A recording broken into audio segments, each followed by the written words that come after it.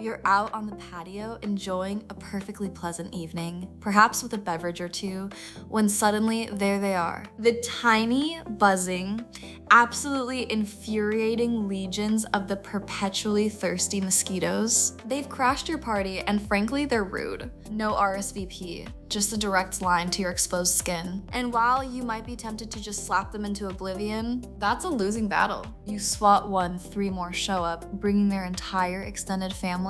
It's an endless irritating cycle, unless of course you know their secret weakness, which conveniently we're about to discuss. Because let's be honest, those little bloodsuckers aren't just a nuisance, they're quite the persistent trackers. They don't just stumble upon you, they actively hunt. And they're surprisingly good at it, with an effective range that might just make you uncomfortable. We're talking about sensing you from up to 50 feet away.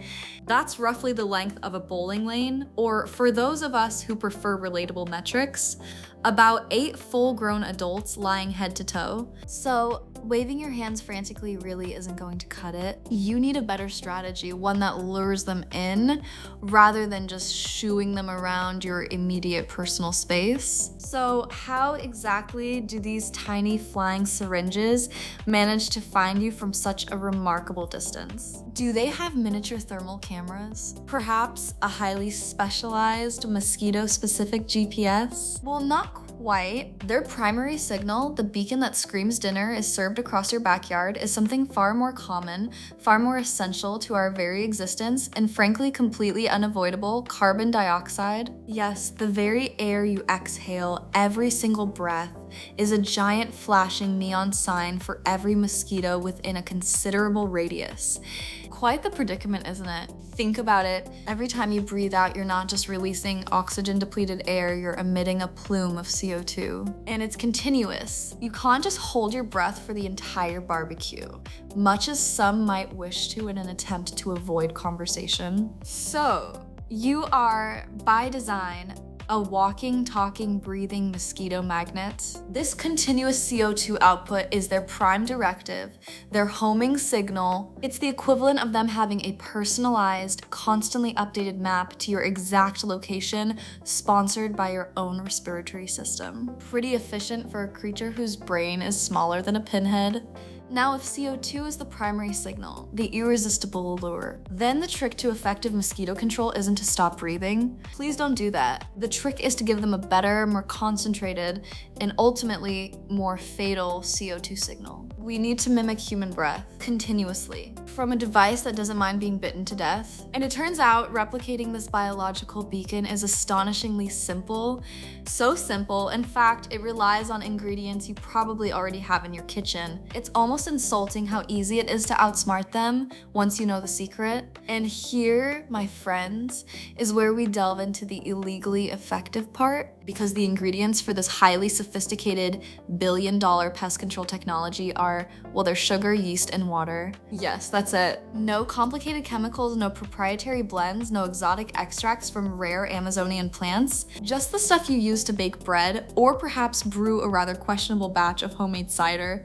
It's almost comically unassuming, isn't it? These 3 humble components are about to become the deadliest mosquito bait known to your backyard. So what happens when these 3 innocuous items combine in a container? Magic? No, not magic. Science. Specifically fermentation. It's the same process that turns grapes into wine and dough into delicious, fluffy bread. The yeast, being the industrious little single-celled organisms they are, get to work. They begin to consume the sugar, their primary food source. And as they metabolize that sugar, they release 2 main byproducts: alcohol, which isn't our concern here, and critically, a steady, continuous stream of carbon dioxide. The very beacon mosquitoes can't resist, and this isn't just a one-time puff of CO2, it's a marathon, not a sprint. The yeast will continue to happily munch on that sugar, diligently pumping out a consistent, detectable plume of carbon dioxide for days, even weeks, depending on your sugar to water ratio. This continuous emission transmission is key. It's precisely why it mimics a living, breathing creature so effectively.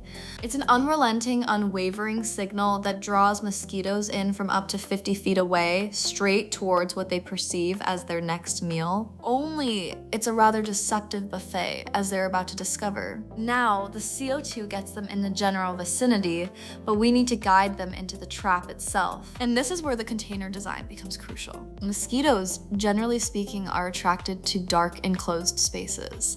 They seek shelter, warmth, and places to rest during the day or when they're not actively feeding. So, a dark-colored container, something opaque and invitingly cavernous, provides the perfect secondary law. It looks like a nice, safe, cozy spot to settle down after following that delicious CO2 trail. It's not cozy. The design of this illegal trap is elegantly simple yet brutally effective. Mosquitoes, drawn in by the CO2, fly straight into the dark container. The entrance needs to be designed as a one-way portal, easy to get in, nearly impossible to get out. They'll follow the CO2 plume, nose-diving into the void, expecting a warm blood meal. But once they're inside, the internal geometry, combined with their notoriously poor spatial reasoning and distress, prevents their escape. It's a classic roach motel scenario, but for mosquitoes. They check in, but they don't check out, period. So they're trapped. Now what? Do they drown in the sugary solution? Are they slowly poisoned by some nefarious fumes? No, nothing so dramatic or so messy. The beautiful simplicity of this trap is that it relies on a far more fundamental biological vulnerability, dehydration. Once inside, with no access to external moisture or sources of sustenance, the mosquitoes simply dehydrate and die. It's a rather mundane end for such irritating creatures, but highly effective and entirely non-toxic to anything else in your environment. We're talking about a process that completes itself within hours. Within hours of being trapped, the mosquitoes succumb to the lack of moisture and the stressful, confined environment. You'll wake up the next morning, or check later in the day, to find a growing collection of deceased mosquito specimens, silently validating your ingenious illegal strategy. No lingering buzz, no mid-air escapes, just a quiet, efficient culling of the local population. It's surprisingly satisfying in a rather understated John Wick-esque sort of way. Alright, let's get down to brass tacks. You want to build one of these ridiculously effective, possibly illegal traps? Here's your shopping list, though you likely won't need to leave your kitchen. First, a 2-liter plastic bottle. PET bottles work perfectly. Next, sugar. Plain old granulated sugar will do, nothing fancy. Then, some baker's yeast, the dry active kind, readily available everywhere. And finally, water. Ideally warm to kickstart the yeast. That's it. Your arsenal against the airborne vampires assembled for pennies. The revolution will not be televised, but it will be sticky. Now, for the magic potion itself, take your 2-liter bottle and carefully cut off the top third, just below the neck where it starts to taper. In the bottom section, add about 1 cup of hot water, not boiling, just warm enough to awaken the yeast. Stir in about a 1/4 cup of sugar until it's fully dissolved. Then sprinkle in 1 teaspoon of yeast. Don't stir the yeast too much, just let it sit on top. This creates an initial layer where the fermentation gets a good start. With your sugary yeast solution bubbling away, it's time to complete the trap. Take the top section of the bottle you cut earlier and invert it, placing it upside down into the bottom section like a funnel. The mouth of the bottle should sit just above the surface of the liquid without touching it. This creates the crucial one-way entry point. Secure the 2 pieces together with tape around the seam to prevent any clever escape attempts. And just like that, you've constructed a highly efficient commercial-grade mosquito trap. 4 cents, the pest control industry is probably shaking their heads right now. Building the trap is only half the battle. Placement is paramount. To effectively cover a 50-foot radius and truly wipe out the local population, you'll want to place multiple traps. Don't put them right next to your sitting area that's like putting a buffet right at the front door. Instead, strategically place them around the perimeter of the area you want to protect. Think of it as establishing a defensive perimeter, luring the enemy away from your most valued assets, which of course is you and your delicious, delicious blood. A few feet outside your patio, near dense foliage or shady areas works best. To cover that impressive 50-foot radius effectively and truly make a dent in the local mosquito population, a single trap, no matter how potent, simply won't suffice. You're trying to create multiple irresistible CO2 signals, pulling mosquitoes from every direction. So depending on the size of your yard, you might need 2, 3, or even 4 traps. The more beacons you put out, the more efficiently you can draw them away from you and into their rather undignified end. You might not see billions of mosquitoes immediately, unless your yard is currently starring in a horror movie. But within the first 24 to 48 hours, you should start noticing a distinct lack of buzzing around your personal bubble. And if you dare to peer into the trap, maybe with a slightly disgusted curiosity, you'll see the evidence,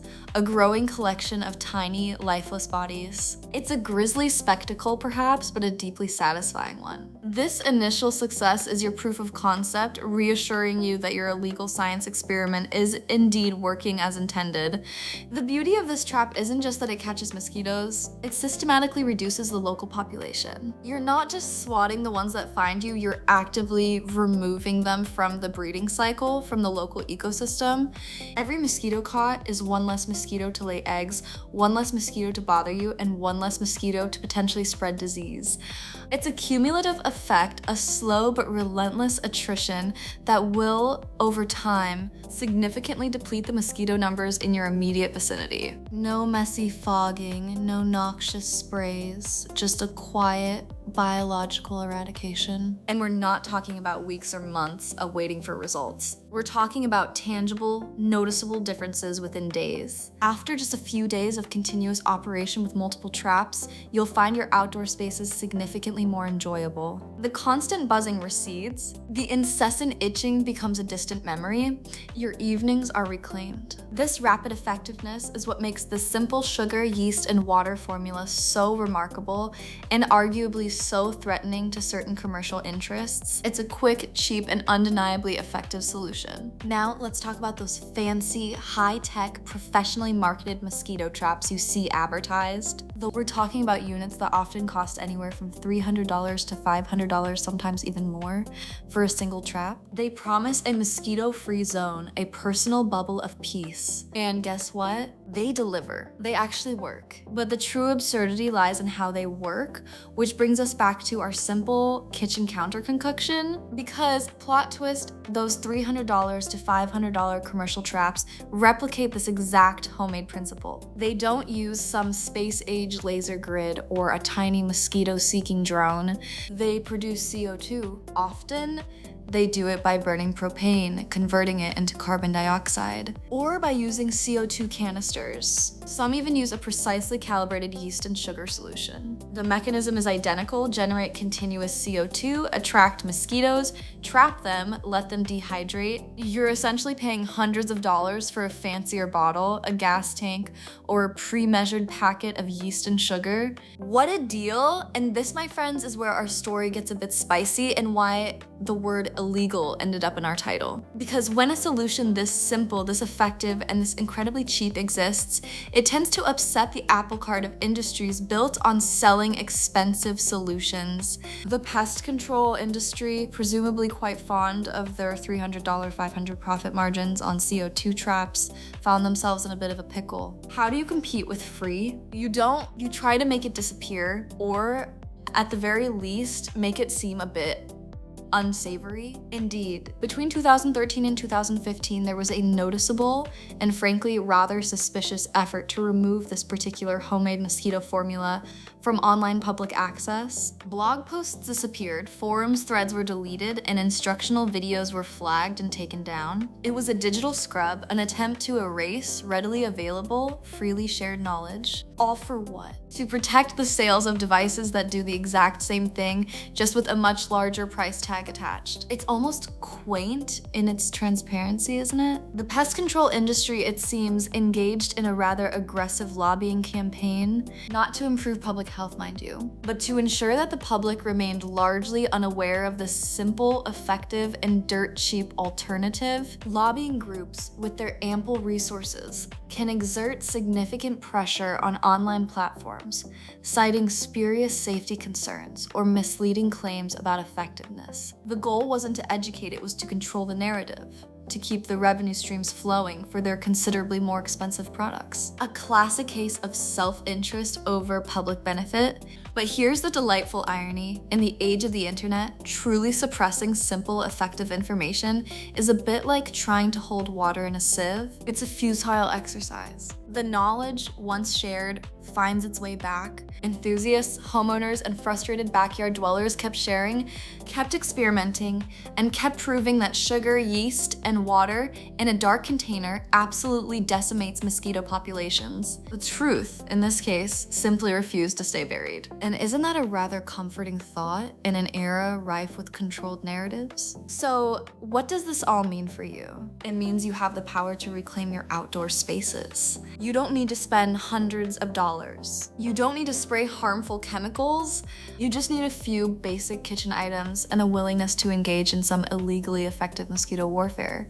Enjoy your barbecues, your evening drinks, your children's playtime without the constant annoyance and health risks associated with these tiny pests. It's empowering, really, to realize that the solution to such a widespread problem was sitting in plain sight and only briefly hidden. Beyond the sheer cost savings, there's another significant benefit to this homemade approach: its environmental footprint, or rather, lack thereof. Unlike chemical sprays that can harm beneficial insects, pets, and even local wildlife, this trap is entirely non-toxic. It simply attracts, traps, and dehydrates mosquitoes. No residual pesticides, no atmospheric pollutants, no unintended consequences for the ecosystem. You're targeting the problem with surgical precision, using biology against biology rather than resorting to a chemical carpet bomb. Your garden and the planet will thank you.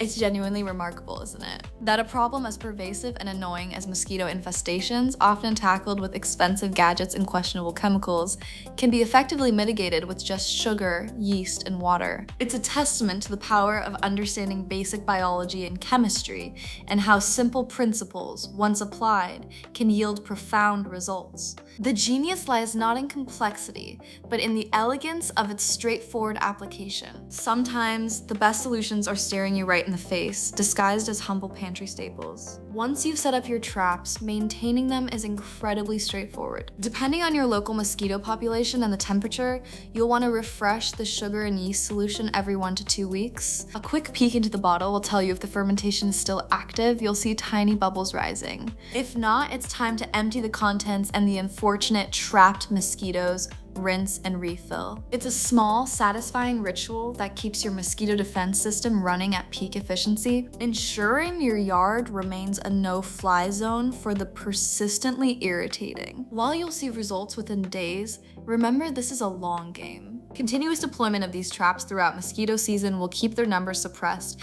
and prevent new generations from taking hold. Think of it as preventative medicine for your yard. Consistency is key here. Don't wait until you're being swarmed to deploy them early, and keep them running. It's a proactive rather than reactive approach to pest management, and one that gives you a genuine edge against an adversary that has, for far too long, had the upper hand. And while we focused on your backyard oasis, the application of this knowledge extends far beyond. Think about community gardens, camping trips, outdoor events, or even just sitting on your porch. Anywhere mosquitoes are a problem, this simple, illegal formula can be deployed. It's portable, incredibly cheap to replenish, and astonishingly effective. Share this knowledge not just to make your own life better, but to empower others who are tired of being held hostage by these tiny, bloodthirsty invaders. Because good, simple solutions should be democratized, not monopolized. Ultimately, this isn't just about killing mosquitoes. It's about the power of information. It's about knowing that sometimes the most effective solutions are suppressed because they disrupt profitable business models.